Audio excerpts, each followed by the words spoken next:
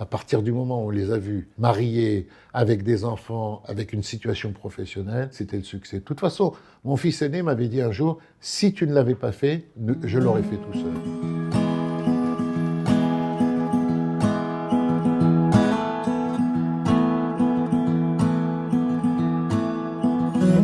Albert Mallet, bonjour. Bonjour. Merci de nous accueillir chez vous. Vous avez fait l'Aliyah en 1995, vous aviez 41 ans, femme et enfants sous le bras, vous débarquez en Israël. Est-ce que c'est un projet de longue date que vous portiez? C'était en effet un projet de longue date, puisque depuis de nombreuses années, avec Monique, ma charmante épouse, on avait décidé de faire notre Aliyah. C'est à peu près 8 ans auparavant qu'on avait commencé à réfléchir, à trouver les différents point de chute, à essayer d'imaginer comment serait notre vie dans ce pays.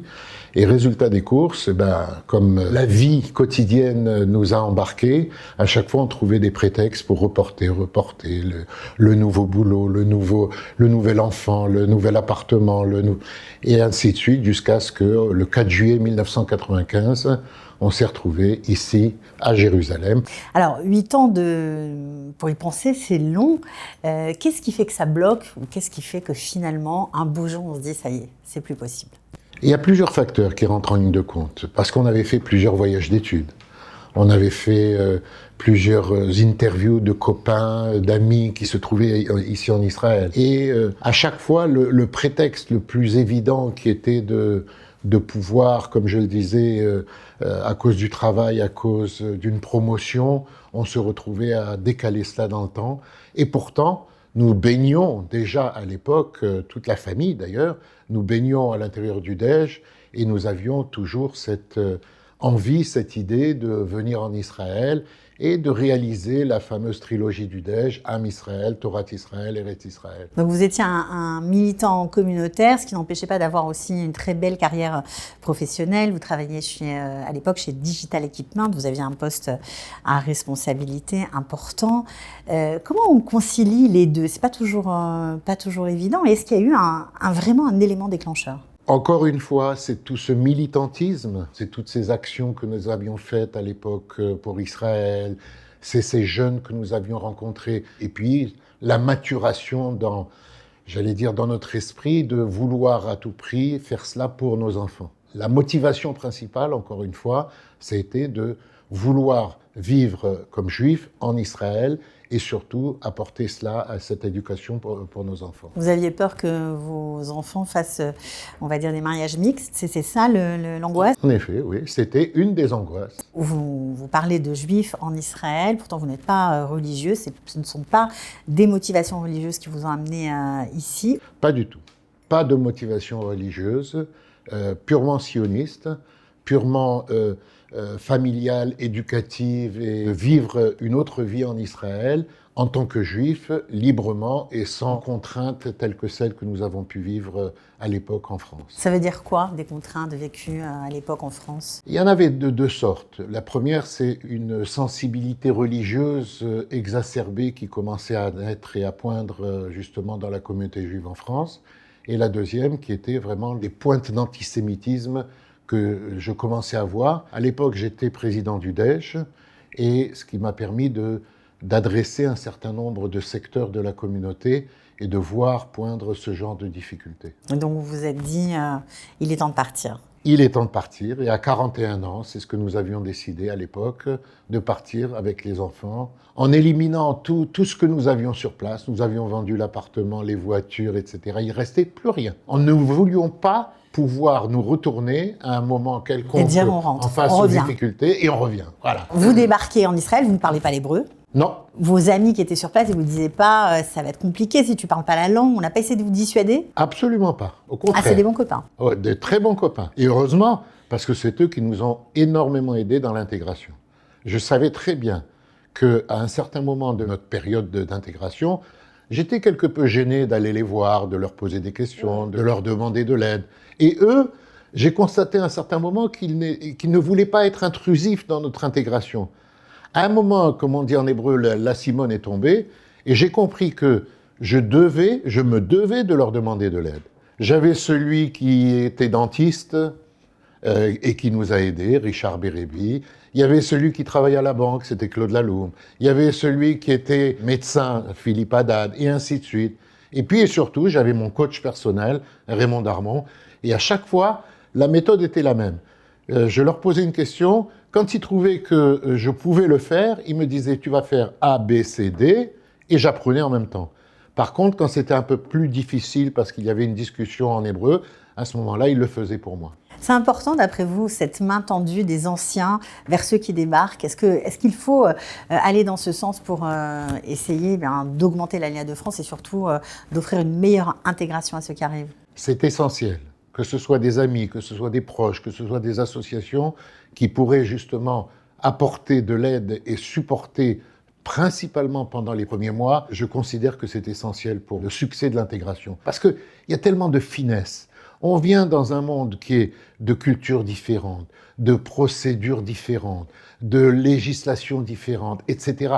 Il faut avoir la possibilité d'avoir cette vision globale, et ça, seulement la main tendue de certains pourrait aider au succès de l'intégration. Alors justement, après l'Ulpan, vous faites l'Ulpan très sérieusement, vous n'avez rien fait d'autre. 6 mois, je n'ai pas cherché de travail. Alors vous êtes rentré en Kita élève, vous avez terminé l'Ulpan en quel Kita? Gimel, Dalet, Hey. Pas mal, vous avez travaillé dur. Hein. Oui, Ouais. il fallait. C'est ça qui vous a bien sûr ouvert la porte du travail. Exactement. Et c'est là encore une fois un autre ami qui m'a identifié. Il crée une start-up. C'est Marc Abitbol avec la société Visionix. Et cet ami a découvert que j'avais un certain talent dans le développement commercial. Il m'a demandé de l'aider et j'ai commencé à travailler avec lui dans ce domaine-là. Puis, ça a été intégré dans le Mahon Lev au niveau de l'incubateur technologique du Mahon Lev.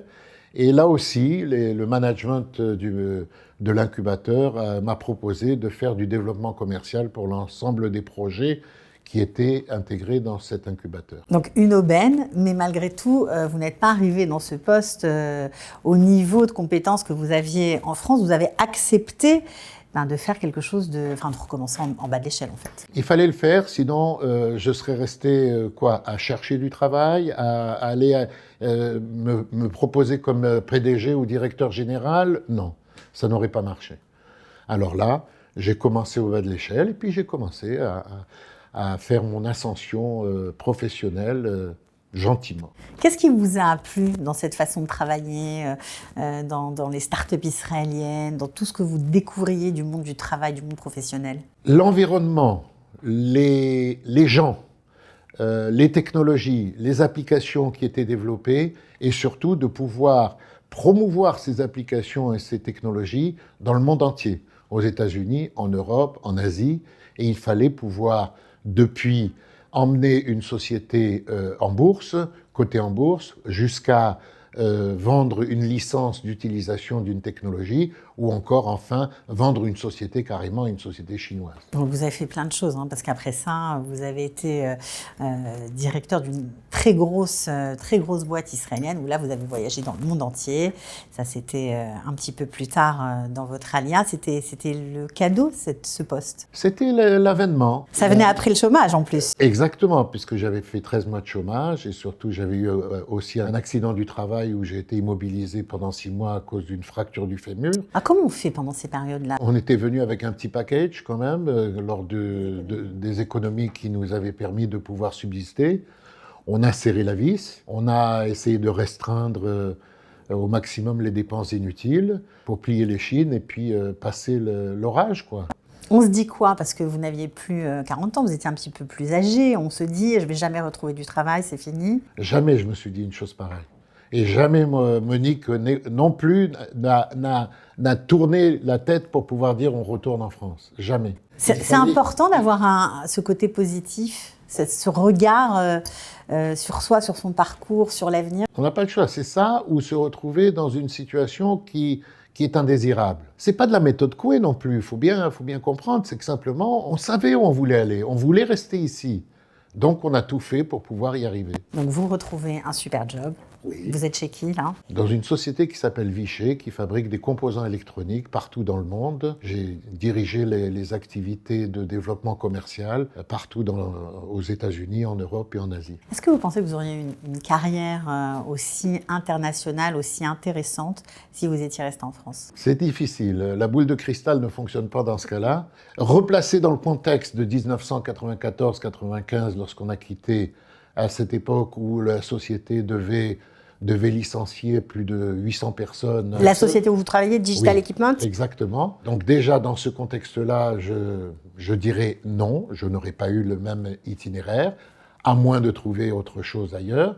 Par contre, ici, toutes les options avaient été ouvertes et étaient favorables pour pouvoir avoir un tel développement et un tel succès. Les voyages, c'était au programme, ça, ou pas trop? Ben, demandez pas à mon épouse, parce qu'à ce moment-là, elle vous dirait « chic, chic, j'étais en vacances, il n'était pas là ». Non, C'était difficile, il y avait des enfants.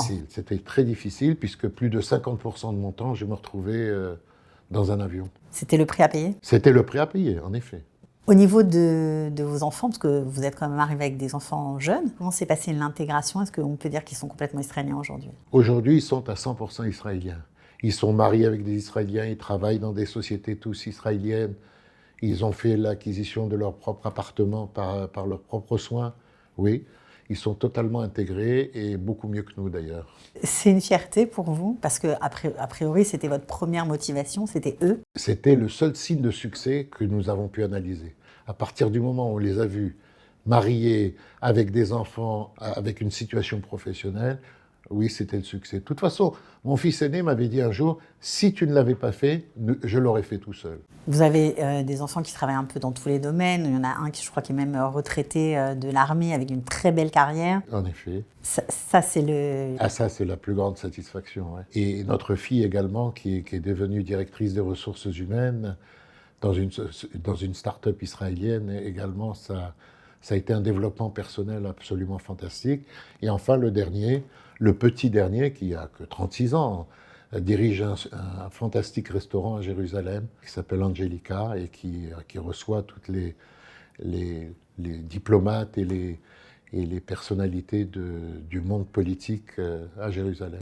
Aujourd'hui, vous vivez à Tel Aviv. À Ramat Gan. Vous ne travaillez plus. Non, je suis retraité depuis le 1er janvier 2020. Comment se passe la vie d'un retraité à Tel Aviv? Alors, en dehors bien entendu, d'un point essentiel qui est les activités sportives que je peux faire dans la tour de notre immeuble, après, c'est s'occuper des petits-enfants. Les uns à côté de Natania, les autres à Tel Aviv et le troisième à Jérusalem. Des rencontres avec des amis, toujours ces chers amis qui nous ont aidés à l'intégration, que nous avons bien entendu gardés. Beaucoup de voyages également. On prépare énormément de voyages avec ces mêmes amis. Et du bénévolat. Ah oui, entre autres également du bénévolat à l'hôpital Ichilov tous les mercredis matins pour pouvoir aider les gens à se diriger dans ce monde qu'est l'hôpital Ichilov, qui est gigantesque. C'était important pour vous de redonner un peu de votre temps à la société israélienne? C'était génétique, puisque je l'ai fait au DEJ, puisque c'était pour moi tout à fait naturel de pouvoir contribuer à aider les gens. Qu'est-ce qu'on pourrait dire à ceux qui sont en France aujourd'hui, même à vos amis qui vont peut-être vous écouter, à votre ami qui est resté là-bas, ou à ceux qui sont peut-être même en train de se demander « est-ce que moi aussi je passe le pas ?» C'est difficile de donner des conseils à des gens qui n'en ont pas demandé. Ce que j'aurais envie de leur dire, c'est que c'est un projet personnel, c'est quelque chose qu'il faut mûrir profondément avant de sauter le pas, de bien analyser les différentes étapes dans lesquelles on doit se projeter. Nous-mêmes, avant le 4 juillet 1995, pendant 6 mois, on est venu faire des voyages d'études, on avait loué l'appartement, on avait inscrit les enfants à l'école. C'était très organisé. Il fallait programmer. Et je pense que c'est un facteur clé de succès. Il est indispensable de passer par ces étapes de préparation et de programmation. Et après, le projet personnel, les motivations personnelles sont les éléments déclencheurs, les catalyseurs justement du succès pour cette alia. Maintenant, chacun son choix, chacun sa décision, et auquel cas, en dehors de la préparation et de la programmation, c'est la motivation personnelle qui rajoutera la chantilly qui est nécessaire à accomplir ce succès. Qu'est-ce que vous avez aimé le plus au cours de ces années qui sont passées ici? La qualité de vie. La qualité de vie, à partir du moment où l'échelle de valeur que j'avais en France comparée à celle qui est ici, c'est-à-dire, premièrement, la sécurité. Je me rappelle qu'en 95, on sortait dans la rue et les autobus explosaient comme des pop-corn. Et la sécurité, ça a été un élément essentiel pour pouvoir vivre et avoir cette qualité de vie orientée dans le domaine de la sécurité. Après, c'est les éléments familiaux. Après, bon, on retrouve quand même des éléments intéressants dans la culture locale, dans l'ouverture de l'autre. Quand on est dans l'autobus et qu'on pose une question, systématiquement, il y a 50 personnes qui vous répondent. Ça, c'est quelque chose que l'on ne trouve pas facilement dans d'autres pays, à l'étranger. Vous avez trouvé ce sentiment d'appartenance que vous avez tant recherché ici? Complètement.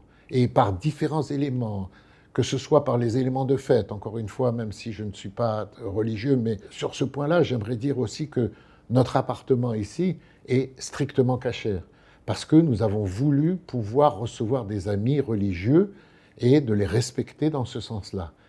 Donc ça va depuis les 2 éviers jusqu'aux 2 vaisselles et en respectant complètement la cache-route à l'intérieur de l'appartement.